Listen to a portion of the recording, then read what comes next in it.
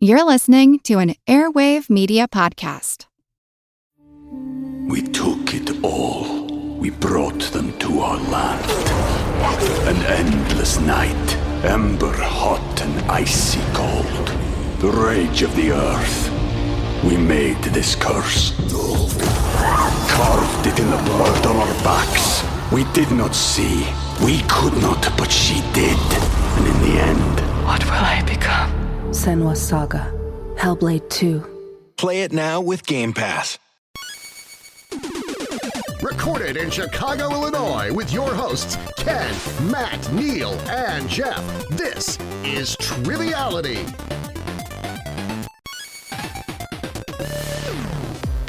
Hello and welcome to Triviality, the game where a lack of seriousness meets a little bit of knowledge. My name is Neal. I'm here in the studio with Ken and Jeff. Week 2 of No Matt in the studio. Gone once again. How are we feeling? Sad day. Shipped off to another coast.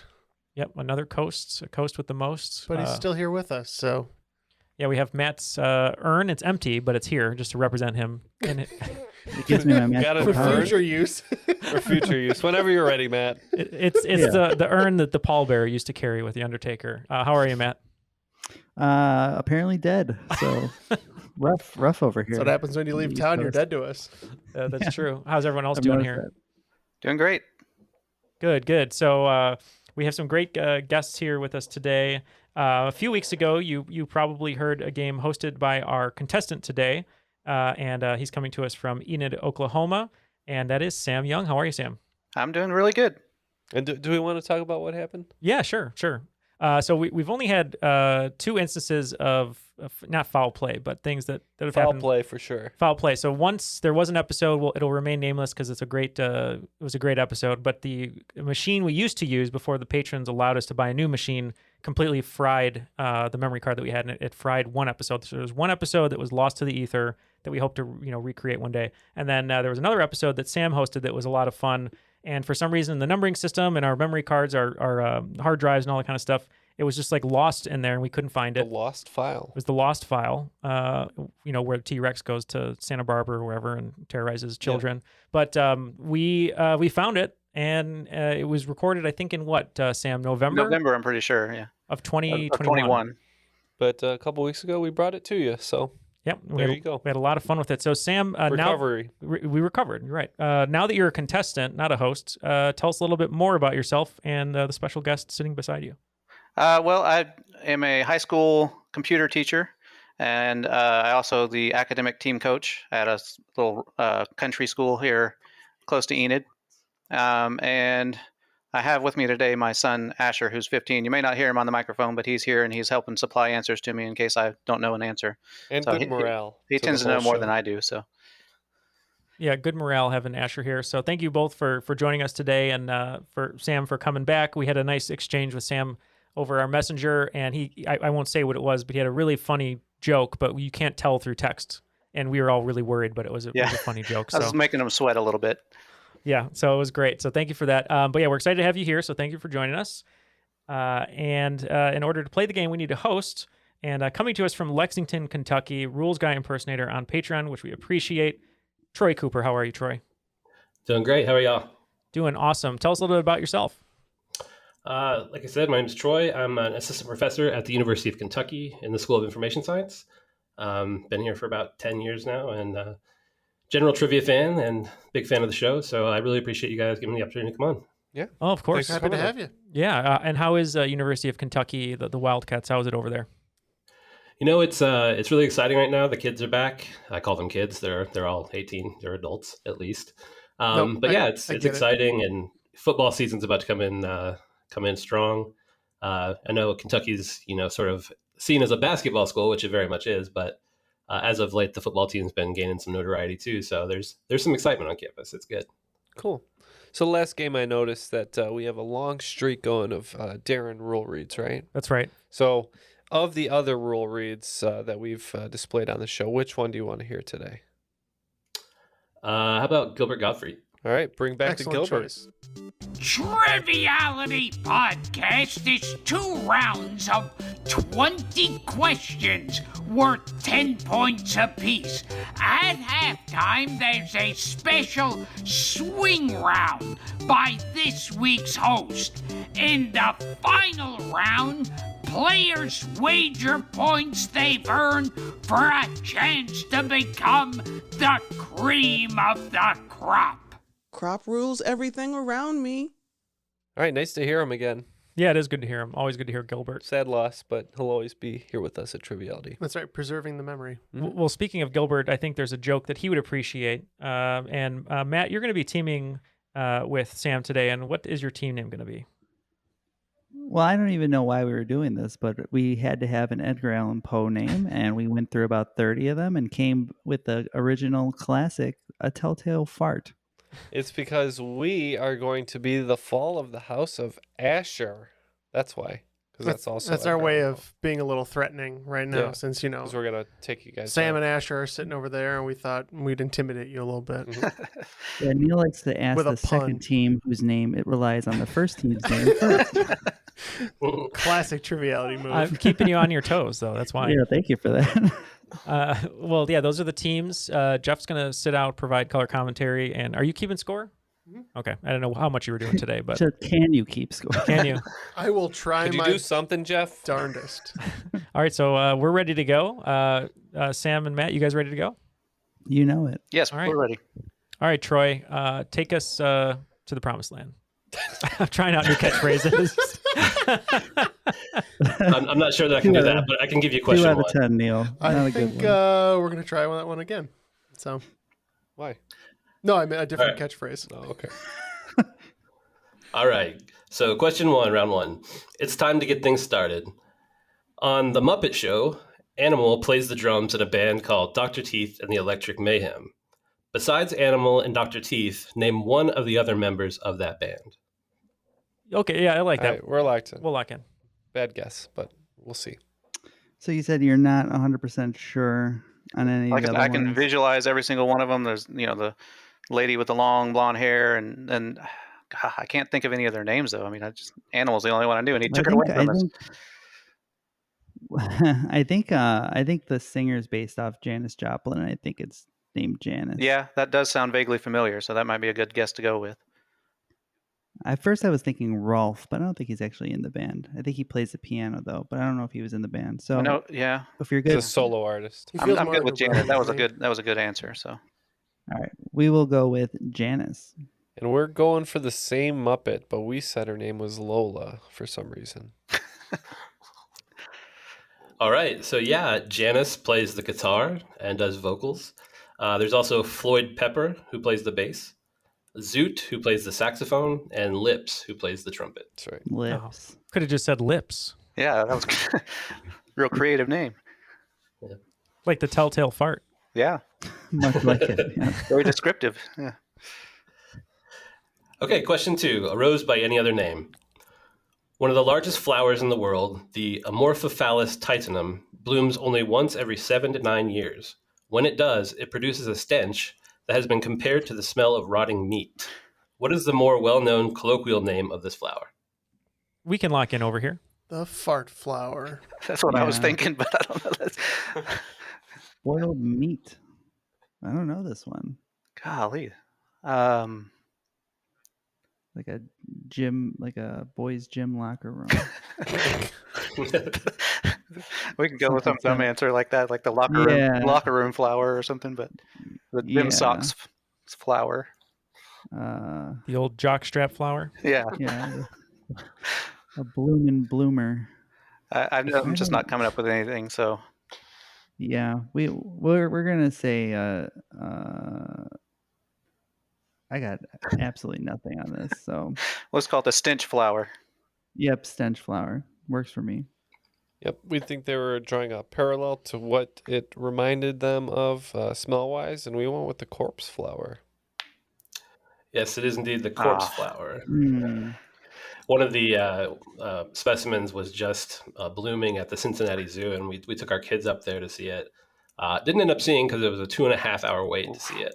Hey kids, this is what a dead body smells like. Exactly. We didn't think it was worth a 2.5 hour wait to expose our kids to rotting meat smell. Yeah. So All right. That's smell a dead body. That's the new airplane quote. Instead of "Have you ever seen a grown man naked?" It's, "Hey kids, you ever smell a dead body?" Sounds like a Jonathan Frakes line. All right, question 3. Playing with your food. What line of late 1980s action figures featured such characters as Sergeant Scoop, Private Pizza, and Taco Terror? There was also a frying pan helicopter that featured spatula blades and an egg carton tank. We'll lock in. I think your answer is pretty jawsome. I mean, I was a kid at this time, but I don't remember anything like this. So I think I had a couple of these. They reminded me of the Toxic Crusader toys that I also had. I think that these are called food fighters. Ooh, that makes sense. Well, we didn't know. As you might guess, we said Street Sharks. All right, I'm glad somebody actually got this one right, because when I was playtesting it, nobody seemed to, and I thought I just written an impossible question, and that maybe I was just imagining these toys when I was a kid. But yes, they are called food fighters. All right, good job, man. Was there like a cartoon or just the toys? No, it was just the toys. Yeah. Yeah, they hung out with the California raisins on my toy shelf. I vividly remember seeing the commercials of the kind of cartoon foods fighting each other and shooting eggs back and forth at one another and that sort of thing. Yep, surprisingly, my wheelhouse. I was a big collector of the McDonald's chicken nugget toys that you could dress up as Halloween characters. Oh, I love those. Here's a fun thing. My old Nintendo had trouble playing the games because there needed to be something wedged in to press the game down. And so we'd stick those chicken nuggets in there. So it's like a stranger would come over the house, try to play the Nintendo. You got to stick a chicken nugget in there. Otherwise it doesn't work.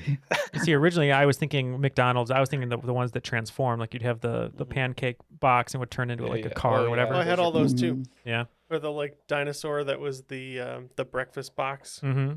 Nice. Yeah, I do remember those, but I don't remember the food fighters. That's crazy. All right.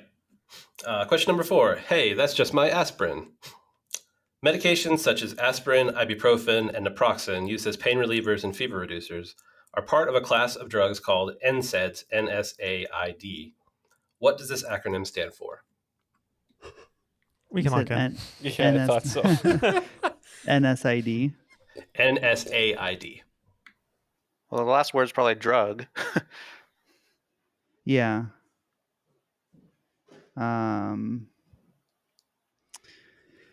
Just say no. I've got nothing there, so we want to make up something. You said drug probably for the D. Yeah, I mean narcotic, like you said for the first. I don't know that makes total sense. And then but we don't know the answer, so we might as well make something up. Narcotics safe after initial dose.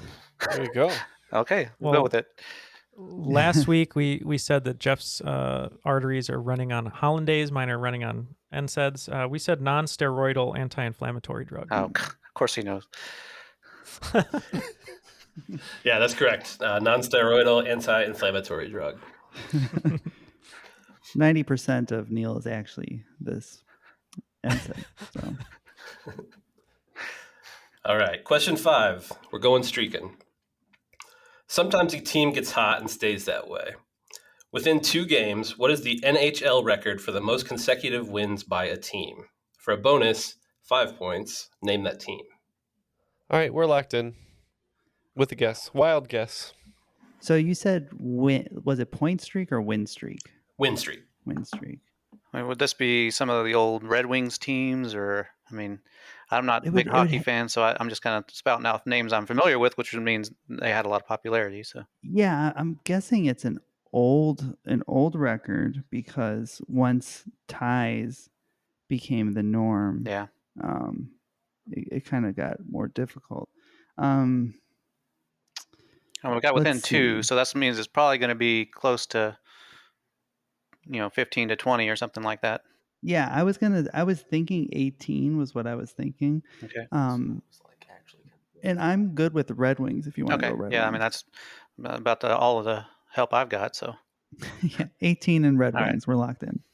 All right, we said 23 and Oilers. All right, so the answer is 17 games. Yeah, all right. Nice job, fellas. This was in 92, 93, and it was the Pittsburgh Penguins. Penguins. I forgot about the Penguins should have been I don't know why I didn't think of the Penguins. All right, and after 5 questions, the score is 30-20. Favor goes to the Telltale Fart. You guys would be perfect if you combined your efforts, though. It looks like every team is getting at least one of the answers every time. Alternating. In an alternating pattern. So we're due for the next one. Let's have it. So I'm glad I wrote a game that works for everyone. Yeah, and we're gonna take this question off. So have at it, guys. All right, question 6. High school reading list. What 1976 debut novel by Judith Guest tells the story of the Jarrett family? It deals with pretty heavy issues such as suicide, depression, and failing relationships. Its film adaptation is perhaps better known, winning the 1980 Academy Awards for both Best Picture and Best Director. Oh, Neil knows this. It's definitely their question because, I mean... Yeah. I believe that won the year right before Raiders Lost Ark came out. So. Okay, sounds good. We're locked in. Yeah, I've probably heard of this movie, but I couldn't tell you which. I mean, right the year I was born, so I didn't really pay much attention to the Oscars that year. Yeah, definitely not something that I was very familiar with. And I don't know the book either. Yeah, I haven't had to come across that one. So. So you want to just go Of Mice and Men? Yeah, I mean that's Steinbeck, but that works. Yeah, perfect. That means it's 100% right. Exactly. We're Of Mice and Men's becoming like the Bowling for Soup literary version of our podcast. So this movie, I always forget, was directed by an actor when they were a little bit younger, Robert Redford, who I believe won the Oscar for that, and featured Timothy Hutton. America's Man. America's Man. This is directorial debut, Neil. Directorial debut, and featured Mary Tyler Moore in a dramatic performance. We went Ordinary People. I've heard of it. I've never seen it though. Yes, Ordinary People, and you took all of the flavor text out of that, so thanks. Oh, I'm sorry. No, that was a sincere thanks. Okay. You forgot about Donald Sutherland. The alternating is still active. All right, it's our turn, Matt. Our turn. It'd be wild if that was the entire game. How are you guys on flags? Ooh. All right. Question 7, Church and State. There are 2 nations that depict Buddhist symbolism on their official national flags. Name one of them. I'll let them lock in first. Did you say U.S. states? No, two nations that depict. Yes, two U.S. states. As soon as I heard Buddhist flags, symbols. I just completely checked out, but I wanted to at least know what the question was. Okay. Yeah. Okay. Do we have to name just one or 2? Yep, just one. Okay. Yeah, let's go with yours. All right, we're locked in. It's obviously probably an Asian nation. Tibet seems kind of an obvious choice because there's a lot of religious, like Tibetan monks and stuff there. But also, seems like there's some kind of symbol on Sri Lanka that maybe some kind of a Buddhist symbol. What about Thailand? Yeah, Thailand was another one I was thinking of. I feel like it's a big enough Buddhist country. Yeah, I mean, I can't visualize all the flags, but I have seen them before, so maybe, yeah, Thailand seems like a good one. Or Taiwan. And I do like Tibet. Tibet is a country, isn't it? Yeah. Well, that's where I was kind of. Yeah, it seems like China claims it sometimes. Yeah, so I'll steer away from that whole thing, and I think we'll just say Thailand. Thailand sounds good to me. Okay. Yeah, we considered Thailand. We couldn't picture the flag. We considered a lot of those nations that you mentioned. The one flag I'm sure has like a sort of yin-yang sort of symbol on it is South Korea. So we said South Korea. All right. So the answers are, and Sam, your first answer was actually correct. Sri Lanka has 4 bow leaves, which are part of the Buddhist principles. And then Bhutan is the other one. Okay. The dragon? Yes. Streak broken. Yeah. 3-3. Now we're At back. least you guys didn't get the point, so we're good. Yeah, right. Now we're back to square one. Okay, round 1, question 8, staying power. Put these television series in order from lowest to highest in terms of the number of aired episodes. Okay, so the list is Married with Children, Malcolm in the Middle, Monk, and Murder, She Wrote. Okay, we have locked in with an order, so you guys can feel free to discuss. Okay. So Sam, you were we're saying going from least to most? Yes. Yeah. Okay. So you were saying you and your wife had just went through all of Malcolm in the Middle. So, Yeah, there's over 100 episodes. I'm not sure the exact number, but we were thinking Monk, 6 or 7 seasons, but less episodes because it was a USA show. So we were around 85, 90 there. And then it's a toss-up between, I think Married with Children was only on for like 5 or 6 seasons. yeah, I would say that one's probably the least. So let's go Married with Children, Monk, Murder, She Wrote, and then Malcolm in the Middle. That sounds like a good list to me. Okay, locked in. Similar reasoning to you guys. We thought Monk was the least due to shorter seasons, Married with Children, Malcolm in the Middle, and then Murder, She Wrote with the most because that show was on forever on network. Okay, no points here. Both teams had the first one correct. Monk was the least with 125 episodes. Next in line was Malcolm in the Middle with 151 episodes. Married with Children ran for 11 seasons and had 259 episodes. Hell. Why? That was surprising to me too. And then Murder, She Wrote was just above that, was 264. 7,000 episodes. It's still on today. No? And nobody got any points because life is unfair. We need Jessica Walters to, or that's not her name, is it on the show? Yeah, right? Who? In Arrested Development? Jennifer. No, what am I thinking of? Lansbury. Jessica Lansbury. Yeah, Lansbury. Not but her character, though, was like, I think... Jessica Lang? Whatever. I'll look up her character name. I thought it was Jessica Walters. Anyway, we have an urn here, and we need someone to investigate it. All right, question number 9. Read my lips. What often maligned term associated with empty words or disingenuous talk, often thrown around in political debates and discussions, was originally coined by Aristotle as the faculty of observing in any given situation the available means of persuasion? Let's see. Ken wrote something down. Oh, that does sound like something Aristotle would say as I listened to his podcast. Okay. We're locked in. Today is sponsored by Casper. All right. Why do they all sound like that? Is that because he's a friendly ghost now? Sam, do you have any ideas here? Something's just right at the front of my brain. I can't pull it. On the tip of your lips, maybe? I think this might be lip service. Yeah, I mean, that does make sense. It sounds like an old term. Yeah, so we're going to lock in with lip service. That's interesting. We went with empty platitudes. So this is actually rhetoric. Wow. Yeah. We're on a news streak, guys. Often gets a really bad rap, but this is something that I studied in grad school, and so I always make it a point to, give it a better reputation than it often gets. As rhetoric is not necessarily a bad thing. Okay, number 10. The 6-time World Horseshoe Pitching Champion, who even managed a second-place finish after switching throwing hands in 2005, is actually more well-known for being the winningest competitor in what other sport? The only thing I can think of is like competitive eating. Maybe it's like Kobayashi or something. One of those guys. I would think on the side. Based on the general the motion and how you do this. Watch yourself. Hey, I think bowling might be something. Oh, okay. Yeah, that's true. I forgot about the part where he's talking about the hand motion. Yeah. Always forget about the hand motion. I think bowling is a good answer. As long as he's bowling for soup, we're good. Yeah, that's our answer. Bowling. We had a similar reasoning, but we wanted to keep it outside on the lawn, right? Yep. We went with the cornhole.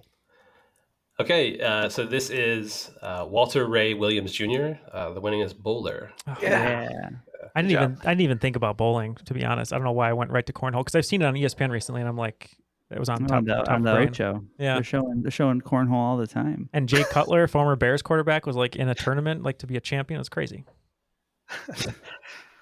All right, and that'll end the first round, everyone. Scores are 40-30, so not too much. Still a 10-point difference between the two teams. And Telltale Fart still in the lead over the fall of the House of Asher. So thanks for gassing us up there. You are welcome. Let's take you into the swing round. All right, so our swing round, in a nod to Chicago, entitled Second City.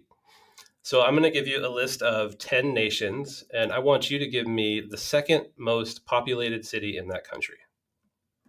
All right, so number 1, China. Number 2, Canada. Number 3, France. Number 4, Australia. Number 5, Brazil. Number 6, Mexico. Number 7, Egypt. Number 8, Japan. Number 9, Italy. And number 10, Israel.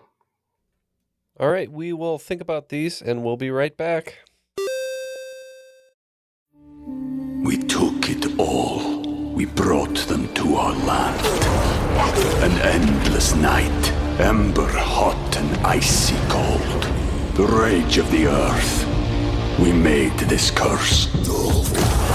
Carved it in the blood on our backs. We did not see. We could not, but she did. And in the end... What will I become? Senua's Saga. Hellblade 2. Play it now with Game Pass. That funny video game sound means we're back with our answers. Let's have the questions one more time, and we'll see how we did. All right, so again, we're looking for the second most populated city in each of these countries. So number 1 is China. The operator got me Beijing, Jing, Jing, and I think they told me... banana phone? Yes, and I think that they told me that they were actually the first, so we went with Shanghai. Oh, we also went with Shanghai. All right, so the answer is Beijing. Shanghai has 26.3 million, and Beijing with 21.5 million. Oh, so we actually got the highest. Golly. Interesting. All right, number 2 was Canada. We went with Montreal, thinking it was second after Toronto. We also thought Toronto was number 1, but we thought maybe the new Hollywood, New York is Vancouver. All right, the second most populated city in Canada is Montreal. I completely forgot about Montreal. Let's start alternating again, guys. So Toronto has 2.9 million and Montreal has 1.8. All right, France. It's kind of a toss-up on this one. After Paris, we went with Marseille. We also went with Marseille. All right, it is Marseille. All right. Nice. Correct points. Paris is at 2.16 million, and Marseille is at 861,000. Just want to point out that was the first question both teams got right. The whole game. All right, number 4 is Australia. We went with a show favorite, Melbourne. I knew you were going to do it next. Based on the amount of AFL teams they have, we also went with Melbourne. Yes, you're correct. It is Melbourne. 5.31 million for Sydney and 5.08 for Melbourne, so pretty close. Oh, wow. Much bigger than I kind of remember. All right, number 5, Brazil. We felt this one was a little tricky because we think Sao Paulo actually has the most, and Rio would be second. Rio de Janeiro. We had it the other way around and thought it might be Sao Paulo. All right, the answer is Rio de Janeiro. Oh, man. It's actually a pretty wide margin. Sao Paulo has about 12.3 million, and Rio has about 6.7. That's absurd. Wow. Should have listened to you, Matt. Sorry. That's okay. All right, number 6, Mexico. This one was solely because we watch a lot of Ugly Betty in this household, and her poncho says Guadalajara, and that's what we said. Back when I used to live in LA, my coworkers would just go down here for a weekend, and we said Tijuana. All right, and the answer is Tijuana. I didn't even think about Tijuana. I thought about it, but I didn't think that it was correct, so I didn't say it. I figured it was more tourists than actual locals. That's what I figured. So is Guadalajara an actual city, or is it just a state? We don't know. I believe it's a city, but I'm not positive. It could be. So So Mexico City has 8.8 million, and Tijuana has about 2 million. Wow. Big jump. All right, number 7, Egypt. This was probably the hardest one, and we just guessed Giza. We thought the same and said the same. Giza. That is correct, Giza. No way. I was really surprised at the population of Giza. So Cairo obviously is the biggest at 9.5 million, and Giza has 8.8 million. Whoa. Wow. And that's all from the pyramids because there's people inside of the pyramids. Not sure if they count sarcophagus and mummies as people. Presumed alive. Right. All right, number 8 was Japan. I thought this one was pretty tough, and I'm going with Yokohama. That is something that I've never given consideration to. We said Kyoto. All right. I didn't think anybody was going to get Who this, are you but yes, talking it is to Yokohama. here? Who are you talking Yeah, to? come on. Yeah. So yeah, Japan, Tokyo has 13.9 million, and Yokohama has 3.73 million. Wow. Yeah, it's kind of in that greater Tokyo metropolitan area, though, which is, I think, how people miss it. So. All right, number 9 was Italy. I do love fashion, and I thought there's a lot of fashion in Milan, so we went Milan. What's that? Yeah, for that reason, definitely. We also said Milan. Yes, it is Milan. Nice. So Rome is at 2.87 million, Milan at 1.35 million. And then the last one in the swing round, Israel. We went with Tel Aviv. Yeah, based solely on the fact they have a lot of professional sports teams, we said Tel Aviv. Yep, that's correct. Tel Aviv. Jerusalem is in at 874,000 and Tel Aviv at 435. So We hey, did pretty pretty good good. in that Yeah. round. Yeah, not too bad. Yeah, pretty good. Yeah. All right, so the scores following the swing round are as follows, adding 40 points, Fall of the House of Asher, bringing their score to 70. And just ahead of that with 75 points, Telltale Fart. All right. Very mature, guys. Very mature. All right, so round 2. Question 1. Butternuts. Vermont-based ice cream giants Ben & Jerry's are well known for both the multitude of ice cream flavors and their politics. Which Ben & Jerry's flavor is perennially the most popular, taking the number 1 spot since at least 2018? Well, I mean, did the title have anything to do with it? The butternut? I don't know. For me, I think it used to always be Cherry Garcia. My favorite one to say is Chunky Monkey, but I don't think that's it. Yeah, I know Tonight Dough is very popular as well. That one's got big old smiling Jimmy Fallon on the carton staring at you, judging you. It's a great choice. Great choice. I was always a bigger fan of Stephen Colbert's Americone Dream. Yeah. There's also Half Baked is another one. There's I can't think of Chocolate Fudge Brownie. I mean, Yeah. these are not. This is nothing that's going to be like since 2018. I just keep coming back to the clue. There's got to be something with either butter or nut or squash or I don't know. Yeah. Is there I a mean, popcorn flavor? I don't like. I have no idea. Well, if that's when pot was legalized, if it's half baked, Yeah, that would make sense. We can go with that. that could be the answer. I think last time the ice cream flavors were brought up on the show, we went with Cherry Garcia, which was wrong. And I think the right answer was Half Baked. Yep, you both came around to it. It's Half Baked. And the right, category cool. was a subtle reference to the movie Half Baked, where Oh, that's right. Harlan Williams is Butter stuff. he kills the horse after feeding all of the snacks to it, and he can't remember the name of the horse, and he's goes butternuts. All right, number 2, nice hat. South Park recently celebrated its 25th anniversary in 2022. Before gaining superstardom, Trey Parker and Matt Stone created this film, the story of prospector Alfred Packer and his ragtag crew whose trek towards Breckenridge included many perils, including bouts of frostbite, difficult survival decisions, and an encounter with a quote-unquote Cyclops. I think I know, Matt. If you Oh, okay. Yeah, you can lock in. I'm not 100% sure, so I I don't remember this in basketball. I don't remember this at all. I was thinking this was going the Orgasmo. Orgasmo. That's what I thought of, Orgasmo, and because I only thought they did Orgasmo in basketball, and I can't think of another one they did. Well, Team America.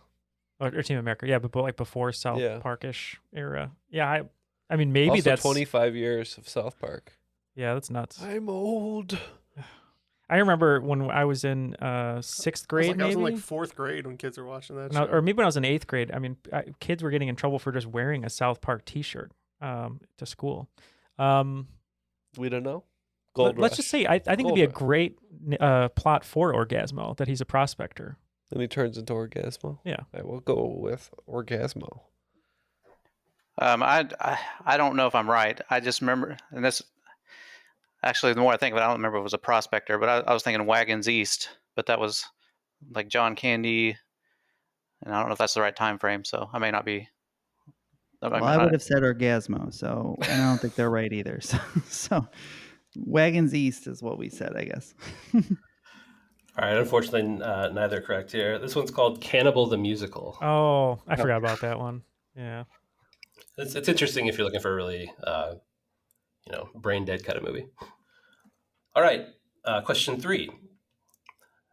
Art. No fancy title here. Man at the Crossroads was a fresco created in 1933 at New York City's Rockefeller Center. It depicted a scene contrasting capitalism and socialism, and was ultimately destroyed as a result of the artist being unwilling to remove a portrait of Lenin from the piece. Who was the famous artist of this fresco? Do you think this might be a Pablo Picasso? That's what I was thinking, just because he had like Guernica and a lot of political drawings and stuff and paintings. And the time frame makes sense. Time frame's too. right too. So yeah, that'd be a good guess. Okay, we're gonna lock in with Picasso. What do you want to say? I can't think of the guy's name, but I don't think it's her. Alfred Molina? Yes. Yeah. We'll never pull his name. Oh man. But that's who it is though. I just can't think of his name. So I wrote down Frida Kahlo initially, and you think it's Alfred Molina in the movie? Yeah, I think her lover's name was a movie? painter, was Frida. Something Rivera. Rivera? You think it's him? Diego Rivera. Diego Rivera. I think it's him. You think it's him, not her? I think so. All right.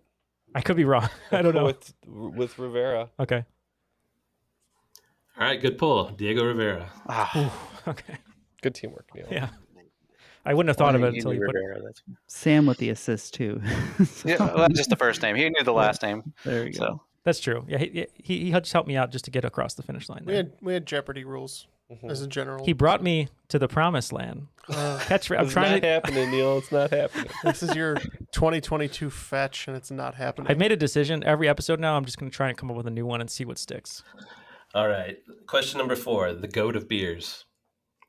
This style of beer, which translates to goat in German, is a dark malty beer that was first brewed in Einbeck, Germany. Don't drink too many of these or you may black out and end up with a shiner. So they're locked in. So with the clues in it, which leads you to Shiner Bock is a German style beer that's I think it's made in the US, but I think it's based off the German style. So I think the Bock might be the style of beer. Yeah, that's all I'm going to come up with. So. Yeah, we were familiar with the beer Shinerbach with that clue, and I believe it has a goat on it. And we didn't know if there was a type of beer called Bach, but we agree. Yep. Full points, both teams. This is Bach beer. Yes. All right. All right, question 5. Music lyrics. Which song contains the following lyrics? But make no mistakes and switch up my channel. I'm Buddy Rich when I fly off the handle. So it's a rap song, probably. Sounds like rap lyrics when they keep calling people out and stuff. I believe it's by a group of boys, Beastie Boys even. And I'm pretty sure that this is Sabotage, which is funny because we did mention it. Maybe off air, but we did talk about Sabotage today. I'm pretty sure it's Sabotage. It could be Sabotage now that you say that because I can hear it in my head. But I was just thinking of a different type of song. We went with someone who went from zero to hero. We said Ice Ice Baby, Vanilla Ice. All right. So it is Sabotage by the Beastie Boys. All right, good pull, man. That's so random. I don't remember that lyric. All right, so that'll be 5 questions down in round 2. Both teams gaining 30, adding their scores. So just tipping at 105. Telltale Fart, very close behind Fall of the House of I don't want to Asher. be close behind the Telltale Fart. You're only 5 behind the Telltale Fart at 100. What's the Telltale Heart is the one where he's hearing the knocking? Yeah, right? he killed the old man with the crazy eye. All right. Number 6, state symbols. What's the most popular official state insect, serving this role in 17 U.S. states? Butterflies are not included in this list, as many states also have their own official state butterflies. How many state insects do you know? Any? Including the one for Oklahoma, 0. Oh, dang. I was going to say grasshoppers might be a good choice. A lot of Midwestern states, lots of grass with grasshoppers. I think Oklahoma is the arachnid. Oh, yeah. Yeah, probably. That's a terrible pun, and I hate you. Definitely. Yeah, I don't know. I don't know any of them. I was thinking bees at first because they're really important. Did you say beads or bees? Beans. Yeah, I mean, bees would be a good guess, too. Yeah, it's definitely between bees and grasshoppers because those are both very prevalent insects. Yeah, let's go with grasshopper. Okay. We felt like picking a nice photogenic insect, and we went with the ladybug. All right, the answer is the honeybee. Oh, man. We should have gone with you, Matt. Dang it. Although I believe the ladybug is second. Did you say honey beads or honey bees? Honey beans. We already went over this. Roll that beautiful bean footage. It's funny. Is that from something? Yeah, it's Arrested Development. Oh, okay. That's where the Telltale Fart comes from. Yeah. All the honey beans. Honey beans. The honey beans. Yep. All right, number 7. Talk Derby to me. My obligatory Kentucky question. The fastest ever Kentucky Derby winner finished the 1 1/4 mile Churchill Downs race in 1 minute 59.4 seconds. Name this horse who would go on to win the Triple Crown in 1973. Sagittarius. Sagittarius A-star, actually. I think it was Aquarius, actually. So it's got to be one of the big 4, as I like to call them, because I can never remember their names. Right, but they're all sired from the same seed. You could just pick one. Okay. Okay. It's not. No, it's not that one. Okay, I got one. We're gonna lock in. Picked a horse. Is this a horse or is this a Marvel character? Both. It's both. It's both. Okay. All right, we're locked in. I think you're about 50 years off, guys. But going with War Machine over there. Yeah. Don Cheadle, I assume. You could probably fly the horse pretty quick. Don Cheadle onto a horse. My first thought, based on the time period, was like Seabiscuit, but I don't know if that's old enough. No, I think 73 was Secretariat. I'm pretty sure that this is this one's Secretariat, so we can lock in with that one. Yeah, sounds. Yeah, I was trying to think of any Triple Crown winners I could think of, but no, yeah, Secretariat works. They're thinking of War Emblem, who I think is way earlier. Okay. Oh yeah, we went with War Machine, and I like how Matt's become the Derby expert here. Every time we get a horse question now, you get it right for some reason. I don't know if you're studying on weekends or whatever, but yeah, we went War Machine. Just hanging out with Rowan, we went to trivia together, and it just went into my brain. It just stuck with you, yeah. Yeah. Yeah, this is Secretariat. Yeah. How fast is that? That's over 30 miles an hour they were running. That's a insane. fast horse. That's horsepower. That's where it comes from. That is where it comes from, yes. I made a Secretariat joke to open up the question, too, and we just passed right by it. Did you? Yeah, because it said Sagittarius. Oh, yeah. Well, we Anyways. appreciate it now. Anyways. Okay, that's fine. All right, number 8. What are you afraid of? Nomophobia, N-O-M-O, phobia, is the fear of what? Some characteristics of this phobia include feeling generally disconnected, lacking access to information, and losing convenience. While not officially acknowledged in the DSM-4, it is considered a specific phobia, and research is currently increasing on this phobia. It's the phobia of running out of something, right? Yeah, nomophobia. Nomophobia. I thought it was former Dodger pitcher. I was Hideo going to say Nomo. fear of Hideo Nomo, yeah. And his weird pitching style. That's what a lot of batters had in 1998, that's for sure. I think it could just be as simple as like fear of the internet. Yeah, internet or social media or social cell media phones. is.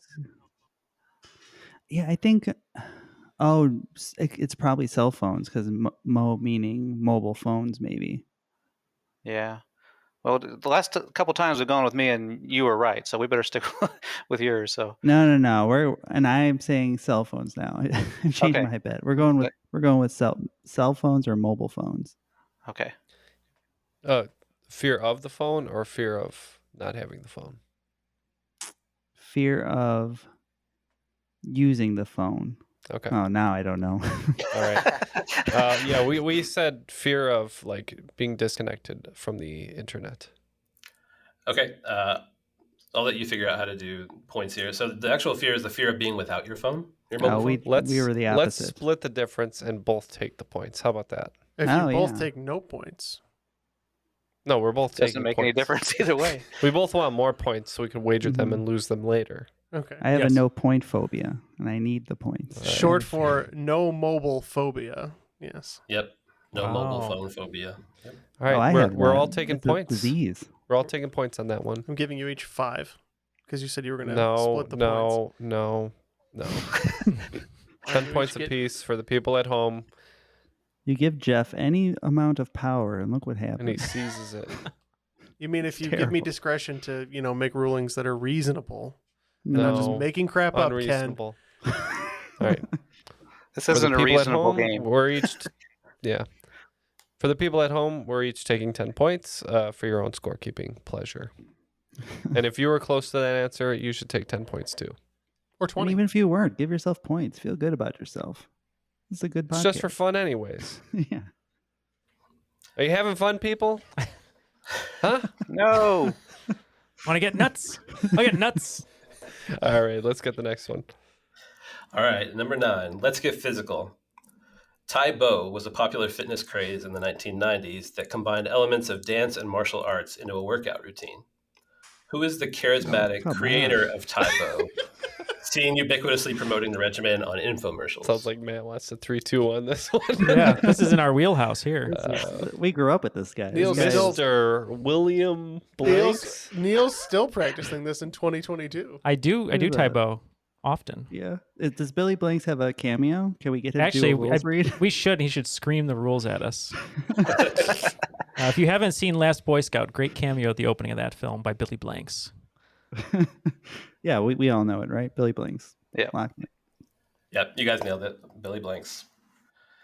All right, and the last question of the second round is my Simpsons question. You want to see my new chainsaw and hockey mask? Hey, Bart! In season 5, episode 2 of The Simpsons, the family is forced to relocate to Terror Lake in an attempt to escape Sideshow Bob's attempts to kill Bart. In the climax of this episode, Bob corners Bart and asks him if he has any final requests. In an attempt to buy time, Bart asks Bob to sing him the entire score to what Gilbert and Sullivan opera? I know this one. Oh, good. Big Simpsons fan. That was going to be about the Thompsons. Neil knows a lot about Gilbert and Sullivan, though. So. Yeah, I don't know a lot about Simpsons. I know some Gilbert and Sullivan. Just shout some out. Pirates Penzance, Hot Mikado, Pinafore. I think it's HMS Pinafore. Pirates. I think it's Pirates. Pirates Penzance. Wait, what was that last one? HMS Pinafore, which is also on the West Wing. I think we got to go with Pirates. It is the HMS Pinafore, actually. Yes, the HMS Pinafore. Ken, you might be. Why would Bart even know that? Why would he know the definition of a modern major general? It's the only way I know that song. That's one of my favorite, if probably my favorite episode of The Simpsons. The whole Cape Fear ripoff. It's just excellent. Take us to the promised land, Jeff. So, don't make this stick, Matt. All right, so heading into the final round, these are the points that the teams are going to have to wager. There is 120 points sitting with the Fall of the House of Asher, but in first place, 145 points. We've got Team Telltale Fart. They have the lead. They're not in first place. You don't have first or second place until the game's over, I guess. But All right, so for the final round, I'm going to take you through the 5 stages of grief. So we have denial, anger, bargaining, depression, and acceptance. And the wagers are now in. Looks like we're doing 20s all the way down, and I think you were doing 25 on denial and 30s on the rest. You know it. All right, sounds good. Let's have our questions. All right, first up, denial. Hakeem Olajuwon holds the all-time record for blocks in the NBA with 3,830. Among active players in the NBA, which player holds the record for the most blocks with 2,228? The next closest player has 1,752. Anger. In the 2015 Disney Pixar film Inside Out, which comedian known for his characteristically loud rants plays the character of Anger, a short red character who some argue becomes the main antagonist in the film? Bargaining. What discount retail store, founded by Lloyd Ross in 1974, got its name from its founder who decided on the company name because, quote, it is the first positive day of the week? Depression. During the Great Depression, unemployment rose to nearly 30%, leading to widespread poverty and homelessness. As a result, many homeless encampments were created throughout the country. What was the more popular name for these shack towns and encampments? And finally, acceptance. Among public colleges and universities in the United States, which institution had the lowest acceptance rate for freshmen in 2022, admitting only 9% of applicants? This institution is perennially at or near the top of this list. And while everyone mulls it over, just want to remind everyone that we have a Patreon. So if you're interested in supporting the show directly, you can do so at patreon.com/trivialitypodcast. Both of our guests today support us there, and we are so grateful for their support. If you're interested in getting any perks in exchange for your support of our show, please just check it out. Any and all support is appreciated. All the answers are now locked in. Let's have the questions one more time and see if we can overtake the telltale fart. If we can silence the telltale fart. There's no outrunning a telltale fart. Well, the silent ones are the deadly ones, so. All right, so in the category of denial, Hakeem Olajuwon holds the all-time record for blocks in the NBA with 3,830. Among active players in the NBA, which player holds the record for most blocks with 2,228? The next closest player has 1,752. So we went 20 all the way down, right, Ken? Yeah, that's right. So I read an article about this guy, and I can't remember if it was for college or the NBA, but I know in college he had a ton of blocks, and I'm just assuming he carried that over to his NBA career because he's a superstar. We said Anthony Davis. Ooh, this is a guy who did not go to college, I believe. Straight out of high school. I think it's Dwight Howard. Yep, the correct answer is Dwight Howard. Oh, man. Oh. All right, anger. The 2015 Disney Pixar film Inside Out, which comedian known for his characteristically loud rants plays the character of Anger, a short red character who some argue becomes the main antagonist in the film? Yeah, so for 20 points again, obviously we went with Lewis Black. We also went with Lewis Black.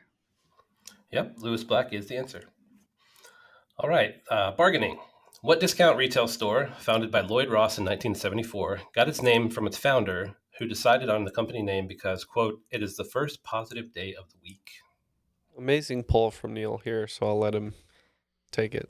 Yeah, I didn't have any confidence behind this, but when I worked at Blockbuster, right next door was a store that had a day of the week in the name, and I never knew what it was. But when I heard the question, I was like, it must have been that because it seemed like a retail that had bargain stuff. We went with Tuesday Morning. Was that it, Sam? Yeah. Man, we couldn't think of it.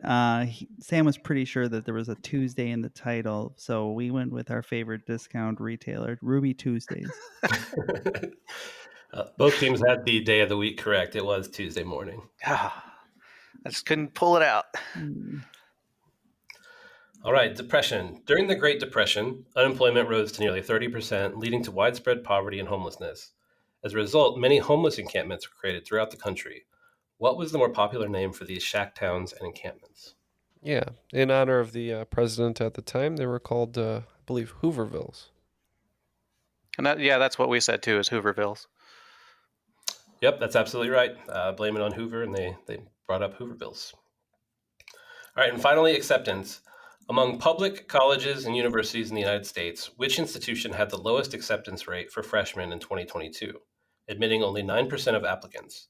This institution is perennially at or near the top of that list. Well, accepting that right or wrong, we're probably not going to be the cream of the crop this week. We went with Harvard. We were between Harvard, Princeton, and this other school. We thought people would want to be out in California more, so we said Stanford. All right. So both of those are private colleges. So the public university that we're looking for, a public college, is the U.S. Naval Academy. I did not think I missed the word public completely. So did I. All right, and the final scores have been tabulated, and didn't change much here, unfortunately. With a score of 140 points, the fall of the House of Asher fell in the end. Can you smell something, Neil? To the Telltale Fart with a score of 170 points. I cannot do it now. What's the tagline? Say the tagline. That's that, Mattress Man. No, say the tagline. They brought us to the promised land. Not that one. Is that what it was? What do we say every episode? So this week's cream of the crop is the Telltale Fart. You're the cream of the crop. That's right. So to go on a Neal tangent here, I had a quick Neal tangent. So a friend of mine and I, we play disc golf all the time, and he decided to change his username on our little app to I Beat Sam, and he's never beat me since. So the fall of the House of Asher was a curse. Yeah, I guess so. How does Asher feel about your win? He feels great. He helped me on every single question. So we really had 3 people. So we yeah. So that wasn't fair in the first place. Our handicap match, we beat you. Yeah, that's fine. Well, we appreciate you coming back on the show, Sam. Sorry about the delay on the first episode, but it turned out great. And now we get more Sam this month. Any last words from you for this episode? No, it was fun being on here, and hopefully I'll get my students to listen to both episodes now, and we'll hopefully get to do it again. Yeah, very cool. Yeah, if any of Sam's students out there have part-time jobs and want to sign up for the Patreon, we're more than welcome. Come on. Or you can work for Matt at the Coffee Conglomerate. Not at all. Boy. No, Matt, as we always say, we appreciate the support if you're financially able. We don't expect anything otherwise. Actually, we don't expect anything anyways. But And thank you as well, Troy, for presenting that excellent and challenging game, but always fun. Thanks so much for having me on, guys. I appreciate it. Just want to say a quick shout out to my wife for watching the kids while we did this. Thanks, Megan. Hi, Claire and Elias. And shout out to my trivia team, Chris and Tommy, who helped me play test this, as well as the others. So again, thanks so much for having me on, and I really enjoy the show and all the stuff that you do for the trivia community. It's great. Awesome. Oh, yeah, thank you. And if you're students out there with internet access, which I'm assuming is all of you, go to Rate My Teacher and give Sam Young and Troy Cooper 5 stars. There you go. And that'll be it for today's episode. For Sam and Troy, thank you for being the guests today. For Matt, Jeff, Neil, and myself, that was Triviality, and we'll see you in the promised land.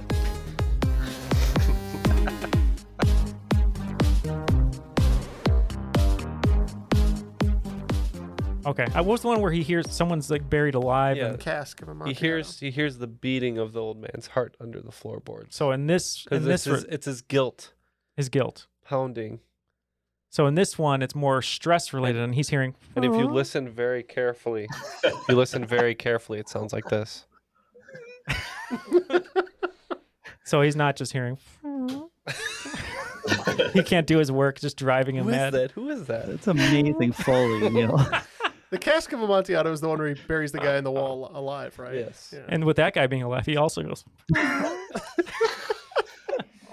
How is this not an SNL skit already? I hope that was the creaking door. None of this is good. We can move on, right? It's good for an end clip. Yeah.